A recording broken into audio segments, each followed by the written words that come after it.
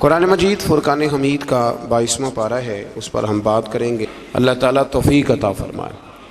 سورت یہاں چل رہی ہے احزاب، تو 22ویں پارے کے بالکل شروع میں اللہ تبارک و تعالیٰ نے ازواج مطہرات سے خطاب کیا ہے اور ساری امت کی خواتین کو سمجھایا ہے۔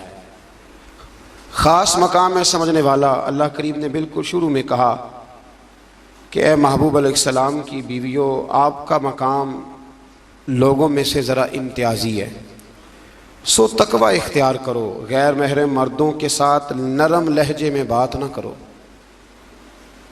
نرم لہجے میں غیر محرم کے ساتھ بات، بس اپنے کام کی بات کرو، اور وہ بھی اس طرح بات کرو جس طرح بے رخی سے ہوتی ہے۔ عورتیں نرم لہجوں کے ساتھ غیر محرموں کے ساتھ گفتگو نہ کرو۔ اور پھر ارشاد فرمایا جا رہا ہے کہ ضرورت کے مطابق بات کرو، زیادہ بات بھی نہ کرو، اپنے گھروں میں رہو اور زمانہ جاہلیت کی طرح زیب و زینت کی نمائش نہ کرو۔ نماز اور زکوٰۃ، اللہ اور اس کے رسول صلی اللہ علیہ وسلم کی اطاعت پر کاربند رہو، اور جو ایسا کریں گی تو ان کو دوہرا اجر ملے گا، اور ان کے لیے آخرت میں عزت کی روزی کا مقام ہے، روزی کا اہتمام ہے۔ اسی مقام پر اللہ کریم نے فرمایا انما یرید اللہ لیذھب عنکم الرجس اہل البیت ویطہرکم تطہیرا۔ فرمایا اللہ تو یہی چاہتا ہے اے نبی کے گھر والوں کہ تم سے ہر ناپاکی دور کر کے تمہیں صاف ستھرا کر دے۔ فرمایا اللہ تو یہی چاہتا ہے کہ تم سے ہر ناپاکی دور کر کے تمہیں، پیچھے کس کا ذکر ہو رہا تھا؟ ازواج مطہرات کا، نبی پاک علیہ السلام کی۔ تو یہ ذکر ہی، یہ آیت تذکرہ ہی ازواج کے تذکرے میں آیا۔ بہت سارے لوگ کہتے ہیں اہل بیت میں بیویاں شامل ہی نہیں، یہ صرف حضور علیہ السلام کہ وہ اہل بیت ہیں جو حضرت علی، سیدہ فاطمہ اور ان کی اولاد ہے، وہ خدا کے بندے۔ جب آپ سے پوچھا جاتا ہے گھر والوں کا کیا حال ہے تو بیویاں مراد ہوتی ہیں کہ نہیں؟ جب پوچھا جاتا ہے کہ گھر والوں کا کیا حال ہے صرف بچے مراد ہوتے ہیں کہ بیوی بھی مراد ہوتی ہے؟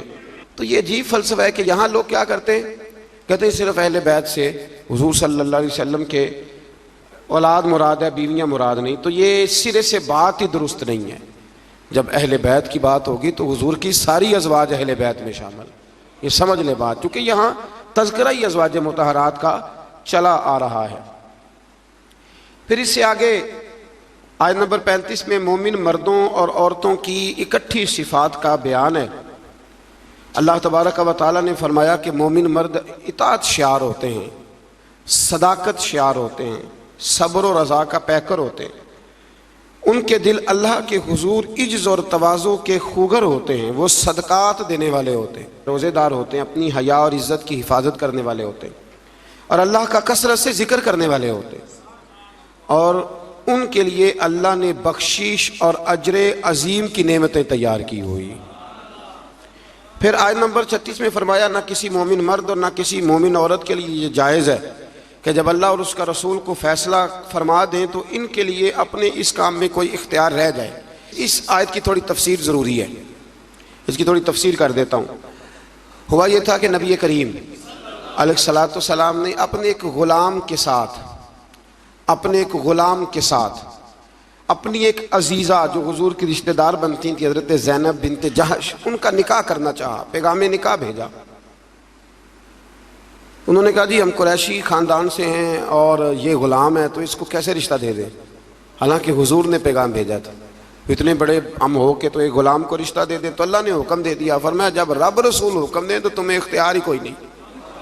اور جب یہ آیت نازل ہوئی تو وہ حضرت زینب بنت جہش کے گھر والے خود حاضر ہوئے، عرض کی حضور جہاں آپ کا دل کرتا ہے آپ بچی کا رشتہ فرما دیں، ہم اللہ رسول کے حکم کے آگے بات نہیں کر سکتے۔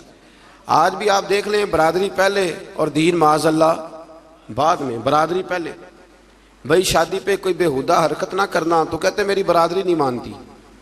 یہ بڑا خطرناک جملہ ہے، یعنی ایک طرف نبی پاک کی شریعت اور دوسری جانب برادری، تو یہ مطلب آپ اندازہ کر لیں کہ یہ بات کہاں تک جاتی ہے۔ آپ نے اس میں سے اختیار کسے کیا؟ ہماری برادری وہی ہے جس برادری میں حضرت بلال حبشی شامل ہے، حضرت صہیب رومی اور عمار یاسر شامل ہے، وہ ہماری برادری ہے۔ ایک ہو مسلم حرم کی پاسبانی کے لیے، اللہ توفیق عطا فرمائے۔ پھر اس سے آگے آیت نمبر 37 سے یہ مسئلہ بیان ہوا ہے کہ جو منہ بولا بیٹا ہے وہ حقیقی بیٹے کے حکم میں نہیں ہوتا، وہ حقیقی بیٹے کے حکم میں نہیں ہوتا۔ وہ میں پیچھے بھی بتا چکا ہوں۔ ہوا یہ تھا کہ ایک منہ بولے بیٹے نے طلاق دی تھی، تو نبی کریم علیہ السلام کے وہ منہ بولے بیٹے تھے، تو ان کی زوجہ سے حضور نے نکاح کرنا چاہا۔ لوگوں نے کہا کہ یہ تو یہ والا معاملہ ہے، تو فرمایا وہ جو منہ بولا بیٹا ہے وہ منہ بولا بیٹا ہی ہوتا ہے۔ مجھ سے ایک دفعہ ایک دوست نے سوال پوچھا تھا کہ منہ بولی جو بہن ہوتی ہے تو بھئی وہ غیر محرم ہوتی ہے۔ منہ بولی بہن غیر، منہ بولی ماں جو ہوتی ہے نا، ایک تو یہ ہے کہ وہ کہولا کی عمر کو پہنچ جائے، اس نے بچہ چھوٹا سا لے کے پالا ہو، وہ معاملہ اور ہے۔ لیکن ہمارے ہاں جس طرح رشتے نہیں بن جاتے، جو اصل بہن ہوتی ہے اس کا پتہ ہی کوئی نہیں۔ بھائی جس کو اللہ رسول نے تیری بہن بنایا تجھے وہ پسند کیوں نہیں، اور جس کو رب کریم نے تیرے لیے رشتہ بنایا ہے تجھے وہ رشتہ قبول کیوں نہیں۔ اللہ تبارک و تعالی حقیقی مفہوم کی طرف ہماری توجہ لگائے، اسی میں ہمارا فائدہ ہے۔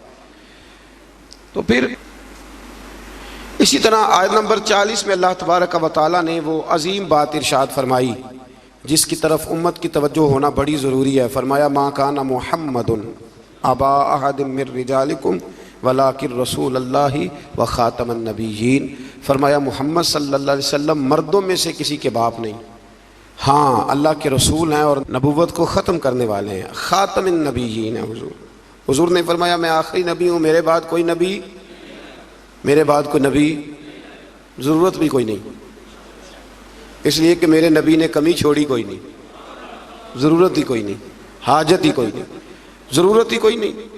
بلا وجہ بعض لوگوں کو اللہ تبارک و تعالیٰ معاف کرے روٹی پیٹ بھر کے کھانے کو نہیں ملتی تو نبوت کا دعویٰ کر دیتے، اور عجیب و غریب قسم کے لوگ ہیں جو میدان میں آ نکلتے ہیں، اور مجھے تو ان لوگوں کی سمجھ نہیں آتی جو دلیلیں پوچھتے ہیں اور پھر بعد میں کہانیاں سناتے ہیں۔ تو بھائی حضور آخری نبی ہیں، رسول کریم کے بعد کوئی نبی آ سکتا؟ ایک بات کو سمجھیں،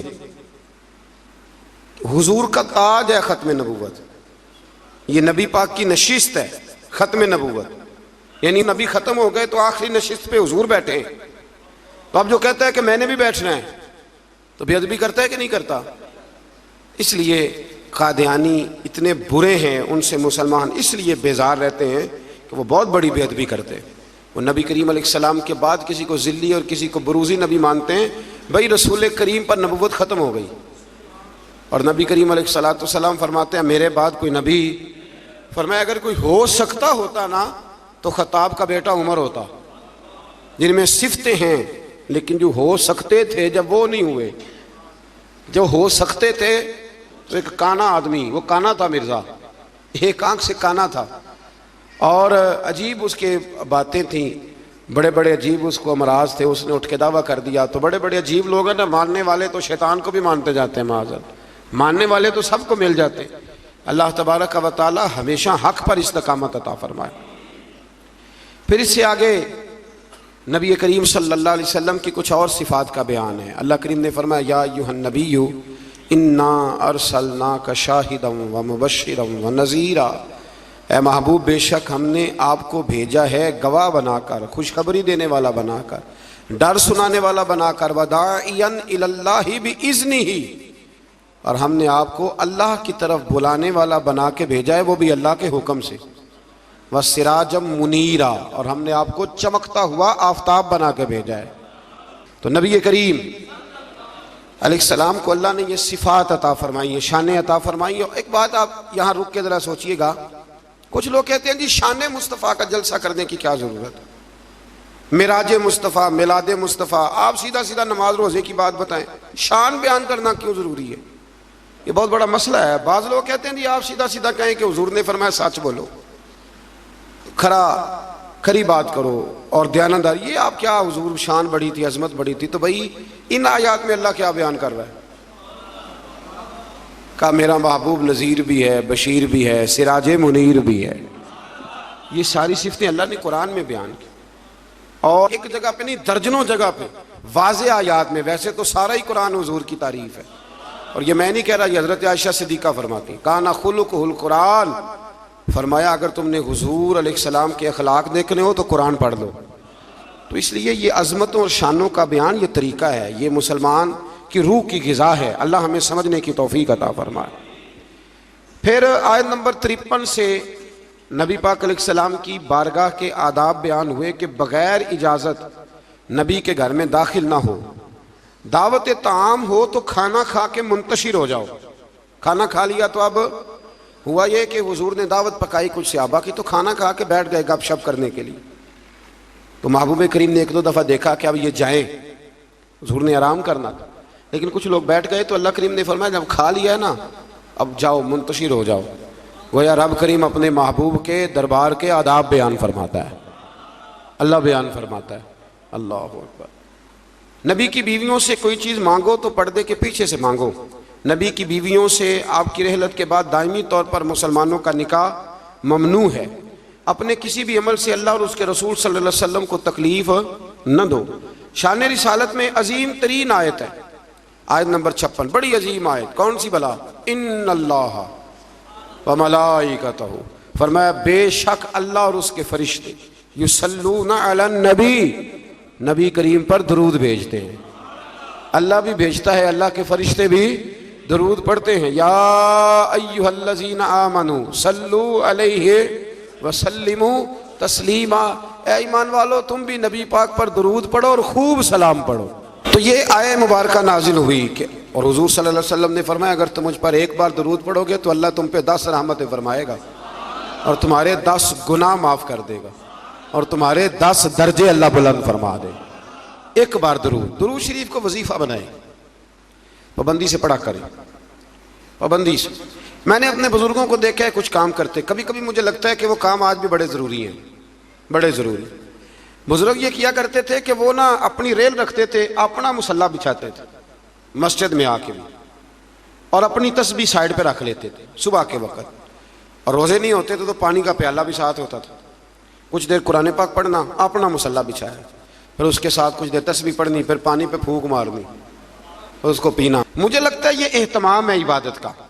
میں دوستوں سے کہا کرتا ہوں کہ ہاتھوں میں تسبیح رکھ لو، تسبیح ہاتھ میں ہو تو چلتی بھی رہتی ہے۔ تو یہ چھوڑ دیں، لوگ کیا کہیں گے، بہانہ کریں گے، دنیا کہے گی یہ بابا تسبیح ہو گیا، تو کہنے دو، تسبیح ہو تو تسبیح چلتی بھی۔ سمجھ آ گئی یہ بات کی؟ تو اہتمام کریں، یہ 20 منٹ 10 منٹ مصلی پہ بیٹھ کے درود شریف پڑھیں۔ ہمیں موقع مل جائے تو ہم پڑھ لیتے ہیں۔ کچھ کہتے ہیں میں گاڑی چلاتے چلاتے پڑھتا ہوں، میں نے کہا یہ سارے طریقے ٹھیک ہیں، پر میری رائے یہ ہے کہ مصلی بچھا کے، خوشبو لگا کے، اچھے کپڑے پہن کے، مدینے کی طرف منہ کر کے، یعنی حضور کی بارگاہ میں سلام عرض کرنا ہے نا جی، حضور کی بارگاہ میں، تو پھر پورے اہتمام سے سلام پڑھیں۔ اللہ توفیق عطا فرمائے۔ آیت نمبر 60 سے 61 میں منافقین اور فاسقین اور جن کے دلوں میں عداوت مصطفیٰ صلی اللہ علیہ وسلم کا روگ ہے اور مدینے میں جھوٹی افواہیں پھیلانے والوں کو خبردار کیا گیا کہ اگر وہ اپنی حرکتوں سے باز نہ آئے تو انہیں مدینے میں رہنے نہیں دیا جائے گا، اور یہ بھی کہا گیا کہ یہ لوگ لعنتی ہیں اور جہاں بھی پائے جائیں انہیں چن چن کر قتل کر دیا جائے، اس لیے کہ یہ حضور کے بارے میں دل میں منافقت رکھتے ہیں۔ پھر آگے سورہ سبا شروع ہوتی ہے۔ اس سورت کی آیت نمبر 9 میں دشمنان رسول صلی اللہ علیہ وسلم کے لیے عبرتناک عذاب کی وعید ہے۔ آیت نمبر 10 سے حضرت داؤد علیہ السلام کے معجزات کا ذکر ہے کہ انہیں یہ فضیلت دی گئی کہ پہاڑ اور پرندے ان کے ساتھ تسبیح کرتے تھے۔ حضرت داؤد تسبیح کرتے تو پہاڑ بھی تسبیح کرتے، پرندے بھی۔ داتا علی اجویری نے ایک بات لکھی ہے، کہتے ہیں کہ حضرت حبیب بن اسلم رائی تھے، داتا صاحب نے 1000 سال پہلے لکھا ہے۔ وہ کسی سے ملتے نہیں تھے، دوپہر کے وقت بکریاں لے کے جنگل میں چلے جاتے، ملتے نہیں۔ ایک بندہ بڑی دور سے آیا، کہنے لگا میں نے ملنا ہے۔ انہوں نے کہا بابا اس ٹائم نہیں ملتا۔ کہنے لگا اللہ کا بندہ ہے نا، تھوڑا ناراض ہی ہو جائے گا نا، چلا جاتا۔ کہتے میں پہاڑ کے پیچھے گیا تو میں نے عجیب نظارہ دیکھا کہ بابا جی مصلی پہ بیٹھے ہیں اور ایک بھیڑیا ان کی بکریاں چرا رہا ہے۔ بھیڑیا وہ کھایا کرتا تھا، آج چرا رہا ہے۔ کہتے ہیں بڑا حیران ہوا۔ بابا جی کہنے لگے اس وقت کیوں آئے ہو؟ تو میں نے کہا حضور اگر آئے گیا ہوں تو مہربانی کریں۔ میں نے فوراً کہا یہ بھیڑیا بکریاں چرا رہا ہے۔ فرمانے لگے جب سے میں نے رب سے صلح کر لیا نا، ساری مخلوق کی مجھ سے صلح ہو گئی، ساری مخلوق کی صلح ہو گئی۔ تو کہتے ہیں میرے دل میں خیال آیا کہ پتہ نہیں بابا کچھ کھلائے پلائے گا بھی کہ نہیں۔ تو کہتے ہیں لکڑی کا پیالہ پہاڑ کے نیچے رکھا تو وہ شہد سے بھر گیا، پھر میں نے وہ پیا، دوبارہ رکھا تو دودھ سے بھر گیا، پھر تیسری دفعہ رکھا تو وہ پانی سے بھر گیا۔ تو کہتے ہیں کہ میں بڑا حیران ہوا۔ تو کہنے لگے حیرانگی والی کون سی بات ہے، اگر بنی اسرائیل کے نبی دعا کریں اپنی نافرمان قوم کے لیے تو اللہ انہیں پہاڑوں سے پانی دے دیتا ہے. میں تو محمد عربی کا وفادار غلام ہوں, تو مجھے نہیں اللہ عطا کرے گا. یہ میں ساتھ ساتھ بزرگوں کی باتیں اس لیے کرتا ہوں جب بنی اسرائیل کا ذکر آتا ہے کہ میرے نبی پاک نے فرمایا علماء امتی کا انبیاء بنی اسرائیل, میری امت کے علماء اولیاء بنی اسرائیل کے نبیوں کی طرح ہوں گے. تو حضرت داؤد علیہ السلام کے ساتھ پرندے اور پہاڑ تسبیح کرتے تھے. لوہا ان کے لیے نرم کر دیا گیا تھا اور وہ زرہیں بناتے تھے اور باندھنے کے لیے ان میں کڑیاں بھی ڈالتے تھے. اسی طرح سلیمان علیہ السلام کے معجزات کا ذکر ہے کہ ہوا ان کے تخت کو تیز رفتاری کے ساتھ اڑا کر لے جاتی تھی اور اللہ تبارک و تعالیٰ کے حکم اور اذن سے جنات بھی ان کا حکم مانتے تھے. جنات بھی ان کا حکم. اور اس میں ایک واقعے کی طرف بھی اشارہ ہے. وہ ہوا یوں کہ حضرت سلیمان علیہ السلام نے نا بیت المقدس بنانی شروع کی تو ڈیوٹی جنوں کی لگا دی. فرمایا چلو بناؤ. یہ قرآن مجید میں ذکر ہے. حضرت سلیمان علیہ السلام نے جنوں کی ڈیوٹی لگائی تو پتا تھا آپ کو کہ میرا وقت بھی قریب ہے. بعض محدثین نے لکھا ہے کہ یہ 12-15 سال کی عمر میں یا 20 سال کی عمر میں بادشاہ بن گئے تھے, بڑی تھوڑی عمر میں. تو ان کو پتا تھا میرا وقت قریب ہے. تو بیت المقدس جو ہے اس کی تعمیر کا آغاز تو کیا تھا حضرت داؤد علیہ السلام نے, ان کے والد نے. وہ وصال کر گئے تھے, ان کو وصیت کر گئے. حضرت سلیمان ہم اس کو انہی بنیادوں پہ بنا رہے تھے تو ڈیوٹی لگائی جنوں کی کہ بناؤ. پتا تھا میرا وقت قریب ہے تو عرض کرنے لگے مالک اگر میں دنیا سے چلا بھی جاؤں تو ان سے پوشیدہ رکھنا, چلا بھی جاؤں تو ان سے پوشیدہ رکھنا, جنوں سے. میں پردہ کر گیا ہوں. تو اپنی لاٹھی پر ٹیک لگا کے کھڑے ہو گئے. جن کام کرتے رہے, وہ کرتے ہی رہے کرتے ہی رہے کرتے ہی رہے. ان کو پتا تھا کہ حضرت سلیمان کھڑے ہیں, ذرا بھی حرکت کی نا تو ناراض ہو جائے گا. کچھ نے لکھا ہے کہ کئی مہینے بیت گئے, حضرت سلیمان کھڑے ہیں. جب کام مکمل ہو گیا نا تو پھر اللہ نے حکم دیا زمین کو کہ سلیمان کو نہیں, ان کی لاٹھی کو تو کھا جا. تو پھر لاٹھی کو زمین نے کھانا شروع کیا. وہ لگ جاتی ہے نا کچھ چیزیں لکڑی کو جو کھاتی ہیں, نے کھانا شروع کیا تو ڈنڈا ٹوٹا تو آپ زمین پہ تشریف لائے. پھر جنوں کو پتا چلا کہ حضرت سلیمان تو وصال کر گئے. کتنی دیر ایسا رہا. اللہ تبارک و تعالیٰ کتنے مہینے نبی, یہ قرآن مجید پڑھ رہا ہوں, آپ 22ویں پارے کی تلاوت کریں تو اگر حضرت سلیمان کتنے مہینے انتقال کے بعد بھی کھڑے رہیں تو ان کو کچھ نہیں ہوتا, تو بتائیے نا پھر حضور کا وہ فرمان کتنا حق اور سچ ہے کہ اللہ نے حرام کر دیا ہے زمین نبیوں کا وجود کھاتی ہی نہیں. ان اللہ حرم علی الارض ان تاکل اجساد الانبیاء فنبی اللہ حی. فرمایا اللہ نے حرام کر دیا ہے زمین پر وہ نبیوں کے جسموں کو کھاتی. اللہ کے ہر نبی زندہ ہیں اور وہ رزق دیے جاتے ہیں. اللہ سمجھنے کی توفیق دے. پھر آیت نمبر 22 سے مشرکین کے باطل معبودوں کی بے بسی کا بھی ذکر ہے, اور یہ کہ اللہ تعالیٰ کے حضور اس کے اذن کے بغیر کسی کو شفاعت کی مجال نہیں. عرض کریں گے وہ اللہ تبارک و تعالیٰ کی اجازت سے کریں گے. آیت نمبر 28 میں رسول کریم علیہ السلام کی رسالت عامہ کا ذکر ہے. عام رسالت ہے نبی پاک کہ آپ کی دعوت پورے عالم انسانیت کے لیے, اور یہ سارا عالم انسانیت آپ کی امت دعوت ہے. اور جن خوش نصیبوں نے ایمان قبول کر لیا وہ امت اجابت ہے. ایک ہے نبی پاک کی امت دعوت, تو وہ جس کا اللہ رب ہے نا ان سب کی طرف حضور رسول بن کے آئے, یعنی سب کو حضور نے دین کی دعوت دینی ہے. ہاں جو دعوت قبول کر لے پھر وہ امت اجابت ہے, قبول کرنے والی امت. اگلی آیات میں اسی مفہوم کو بیان کیا کہ اپنے عہد کے جابروں اور متکبرین کو آخرت میں ان کے عہد کے کمزور طبقات کے لوگ یہ کہیں گے کہ ہمارے ایمان سے محرومی کا سبب تم بنے تھے. مزید بتایا کہ پچھلی امتوں کے خوشحال لوگ مال و دولت کی فراوانی کو اپنی مقبولیت کی دلیل سمجھتے تھے. کہتے تھے ہم اللہ کے قریبی ہیں اسی لیے تو اتنی مال و دولت دی ہے اللہ نے ہمیں, اس کو وہ دلیل بناتے تھے. حالانکہ مال و دولت کوئی دلیل اگر یہ قریب ہونے کا ذریعہ ہوتی تو سب سے زیادہ میرے نبی پاک کی تجوریوں میں ہوتی, یہ کوئی دلیل نہیں. اللہ نے فرمایا کہ اس کا قرب مال و دولت کی فراوانی سے نہیں ملتا بلکہ ایمان اور عمل صالح کی دولت سے ملتا ہے. اور رزق کی کشادگی یا تنگی کا تعلق کسی کی فضیلت یا بے توقیری سے نہیں ہے بلکہ یہ اللہ تعالیٰ کی حکمت ہے کہ کبھی وہ نعمتوں کی فراوانی امتحان کے طور پر فرماتا ہے اور کبھی آزمائش میں مبتلا کر کے بندے سے امتحان لیتا ہے. آیت نمبر 40 میں اللہ تعالیٰ کے فرشتوں سے سوال کہ کیا یہ لوگ تمہاری عبادت کرتے ہیں؟ فرشتوں کا اللہ تعالیٰ کی تسبیح بیان کرتے ہوئے اس کی بندگی کا اظہار کیا، اس بات کا اللہ نے اس آیات میں ذکر کیا۔ آیت نمبر 45 میں فرمایا کہ ان کفار سے پہلے جن لوگوں نے رسول کو جھٹلایا، ہمارے رسولوں کو، ان سے قوت اور دبدبہ میں وہ لوگ زیادہ مضبوط تھے۔ آج جو جھٹلا رہے ہیں نا قریش والے، تو جو پہلے جھٹلاتے تھے وہ قوت اور دبدبے میں زیادہ مضبوط تھے، لیکن وہ بھی اللہ تعالیٰ کے عذاب سے بچ نہ سکے۔ تو جب وہ نہیں بچ سکی قوم عاد اور قوم سمود، اتنی تگڑی قومیں، تو یہ تو بات ہی کوئی نہیں، تو بات ہی کوئی نہیں۔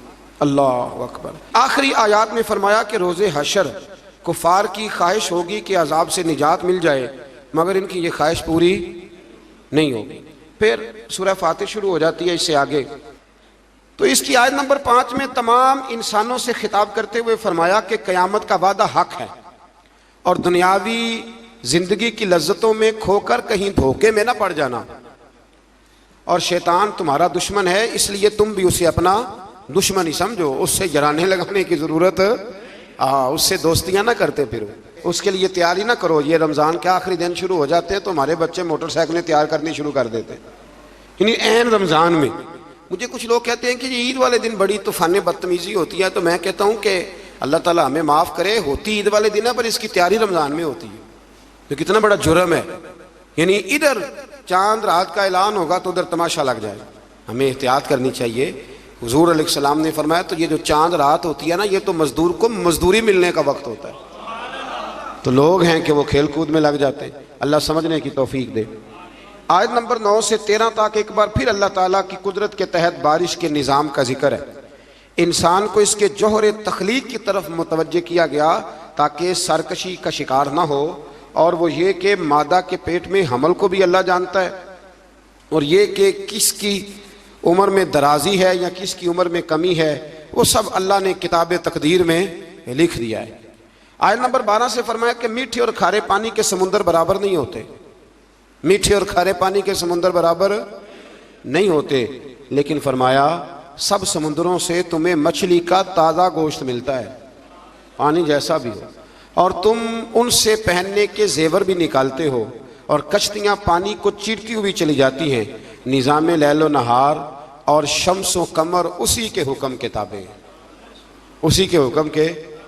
یہ چاند سورج اگر کسی انسان کے قبضے میں ہوتے تو کب سے اختلاف ہو گیا ہوتا، کوئی کہتا ادھر سے نکل، کوئی کہتا کم از کم جو حکومت بدلتی وہ تو ضرور بدلتی ایک دفعہ، یہ پچھلے لایا ہے لہذا معاذ اللہ ہم نہیں چلنے دیں گے۔ اللہ نے فرمایا یہ اللہ کے تابع ہے، رات دن کا آنا بھی اللہ کے، اور نظام شمس و قمر بھی اللہ کے۔ آیت نمبر 18 میں بتایا کہ کوئی بوجھ اٹھانے والا دوسرے کا بوجھ نہیں اٹھائے گا، یعنی ہر ایک کو اپنے اپنے عمل کا جواب دینا ہوگا، اور جو تزکیہ اور تقوی اختیار کرے گا تو اس کا فائدہ اسی کو پہنچے گا۔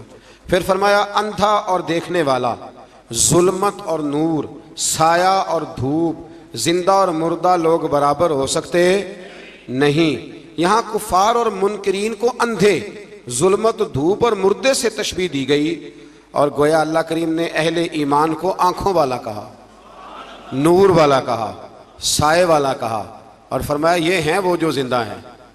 کافر زندہ رہ کے بھی زندہ، اقبال نے کہا تھا زندگی زندہ دلی کا نام ہے، اور مردہ دل کیا خاک جیا کرتے، تو دل زندہ ہو تو پھر ہر شے۔ ایک دانشور کا ایک قول ہے، وہ کہا کرتے تھے رشتے احساس کے ہوتے ہیں، رشتے اور احساس نہ ہو تو پھر رشتے بھی۔ آپ کو پتہ ہے نا، بہن کا اگر خیال آ گیا تو پھر بہن ہے، لیکن اگر بھائی کہے کہ نہیں جی میرے بہنوئی نے ضائع بڑے کیے ہیں پیسے، وہ تو سارا اس خاندان کو چلا جائے گا، تو میں بہن کے بچوں سے، تو یہ احساس ختم ہو گیا۔ تو فرمایا کہ یہ زندہ رہتا ہے، جو مومن ہوتا ہے، مومن زندہ ہوتا ہے، کافر مردہ ہوتا ہے، اس لیے کہ اس کا دل مردہ ہوتا ہے۔ اللہ تعالیٰ نے ان آیات میں یہ بھی بتایا کہ حجت الہیہ قائم کرنے کے لیے ہر قوم کی طرف نذیر یعنی روشن دلائل اور الہامی کتابیں دے کے نبی اور رسول بھیجے گئے، لیکن ہر دور میں پیغام حق کو جھٹلانے والے موجود رہے۔ آیت نمبر 27 میں فرمایا کہ ایک پانی سے مختلف رنگوں کے پھلوں، ایک ہی پہاڑی سلسلے سے مختلف رنگوں کے پہاڑ، ایک نوع انسانی سے مختلف رنگوں کے لوگ، اور چارپائیوں اور جانوروں کو مختلف رنگوں میں پیدا کرنا، یہ اللہ تعالیٰ کی وحدانیت کی دلیل ہے۔ ایک باپ کے 4 بیٹے ہوتے ہیں، چاروں کی شکلیں علیحدہ ہوتی ہیں، یہ نہ مسئلے پہ غور نہیں نہ کرتے، ورنہ فوراً بندہ کیا اٹھتا ہے کہ سبحان اللہ و بحمدہ، سبحان اللہ۔ آپ غور کریں، ہر بندے یہ چیزیں لوگ بناتے ہیں نا جی، اس میں اتنی ڈال دو، اس میں اتنی ڈال دو، اتنی، تو ایک طرح کی چیزیں بنتی جاتی ہیں، ایک کی طرح۔ کوئی بھی چیز جو انسان بناتا ہے، چمچ ہے، برتن ہے، تو ایک کی طرح کا بناتا ہے۔ اللہ کریم کی تخلیق کا کمال یہ ہے کہ ناک ہر بندے کی ایک ہے، آنکھیں دو ہیں، کان دو، ہونٹ سب کے ہیں نا، اور چہرے مختلف ہیں۔ یہ سمجھتے ہیں آپ بات؟ یعنی وہی چیزیں اللہ تعالیٰ نے دیں جو سب کو دیں، پر اس کے باوجود چہرے مختلف ہیں۔ تو ماننا پڑے گا کہ جو بنانے والا ہے وہ بڑی شان والا ہے، جو بنانے والا ہے وہ بڑی شانوں والا ہے۔ جو وہ بنا سکتا ہے دوسرا کوئی نہیں بنا سکتا۔ آیت نمبر 28 میں بتایا کہ جو علماء ربانیین ہیں نا، ان کے دلوں میں اللہ کی خشیت ہوتی ہے۔ انما یخشی اللہ من عبادہ العلماء، یہ مسئلہ تھوڑا ضرور سن لیں۔ فرمایا اللہ کے بندوں میں سے اللہ سے وہ ڈرتے ہیں جن کے پاس علم ہے۔ ایک لفظ کبھی کبھی ہم کہتے ہیں، لڑائی ہو جائے نا تو کہتے ہیں تو مینوں جاندا نہیں۔ اس کا کیا مطلب ہوتا ہے؟ تو مینوں کہتے ہیں نا کچھ لوگ، تو مینوں، اس کا کیا مطلب ہے؟ اس کا مطلب ہے کہ تو میرے سے لڑائی کر رہا ہے، تو میری طاقت نہیں جانتا، میرے تعلقات نہیں جانتا، یہ ترجمہ ہے اس کا۔ تو میری دولت کو نہیں جانتا، میں کتنے لوگ میرے ہیں چاہنے والے، پیار کرنے والے، یا میرے خاندان والے، تو جان، یہ مطلب ہوتا ہے کہ تو مجھے جانتا۔ جو جانتا ہوتا ہے وہ ڈرتا ہے، جو نہیں جانتا وہ ایسے ہوتا ہے۔ جو بندہ رب کو جانتا نہیں نا وہ نہیں ڈرتا، اور جو جان لیتا ہے نا وہ ڈرتا ہے۔ پتہ چل جاتا ہے کتنی قدرتوں والا ہے۔ میرے رسول کریم علیہ السلام نے فرمایا، میں تم سب سے بڑھ کر رب کو جانتا ہوں، اور میں تم سب سے زیادہ اللہ سے ڈرتا ہوں۔ اس لیے زیادہ باتیں کرنے والا عالم نہیں ہوتا، اللہ سے زیادہ ڈرنے والا عالم ہوتا ہے۔ جو بندہ کہتا ہے میں کسی کو بولنے نہیں دیتا، میں بڑی کہانیاں سناتا ہوں، تو یہ علم کی علامت نہیں۔ انما یخشی اللہ من عبادہ العلماء، اللہ کے بندوں میں سے جو عالم ہیں وہ اللہ سے ڈرتے ہیں۔ اگر تو زیادہ ڈرتا ہے تو تو بڑا عالم ہے، اگر تو نہیں ڈرتا پھر تو ان پڑھ ہے۔ یہ تو اپنے آپ سے پوچھ لے۔ اب لوگ کہتے ہیں جو جری ہو جائے، جو بے دریغ بولے وہ عالم ہے۔ نہ بھائی، جو سوچ سوچ کے بولے، جو ڈر ڈر کے بولے، جو احتیاط سے بولے، اصل عالم وہی ہوتا ہے۔ اللہ توفیق عطا فرمائے۔ آیت نمبر 32 میں اللہ تعالیٰ نے اپنے نیک بندوں کی برگزیدہ اور چنیدہ اور نیکی کے کاموں میں سبقت کرنے والے فرما کر جنت کی ان نعمتوں کا ذکر فرمایا جو اللہ تعالیٰ نے ان صالح بندوں کے لیے تیار کی ہوئی۔ پھر آیت نمبر 40 میں مشرکوں کے معبودان باطلہ کا ذکر ہے۔ آیت نمبر 41 سے فرمایا کہ اللہ تعالیٰ آسمانوں اور زمینوں کو اپنے مرکز سے ہٹنے نہیں دیتا، اور اگر وہ اپنے مرکز سے ہٹ جائیں تو اللہ کے سوا کوئی دوبارہ ان کو اپنی جگہ پہ قائم کرنے والا نہیں ہے۔ آیت نمبر 45 میں فرمایا کہ اللہ تعالیٰ لوگوں کی بدعمالیوں کی وجہ سے ان کی گرفت فرماتا تو روئے زمین پر کوئی جاندار زندہ نہ ہوتا۔ اگر اللہ تعالیٰ لوگوں کے گناہوں کی وجہ سے ان کو پکڑتا تو پھر کوئی موجود مر گئے ہوتے، سارے ختم ہو گئے ہوتے۔ لیکن وہ ایک وقت مقررہ تک انہیں ڈھیل دے رہا ہے، پس جب ان کا وقت آ جائے گا تو اللہ تعالیٰ اپنے بندوں کو خوب دیکھ رہا ہے۔ اللہ تعالیٰ ہم سب کی حاضری کو مقبول فرمائے۔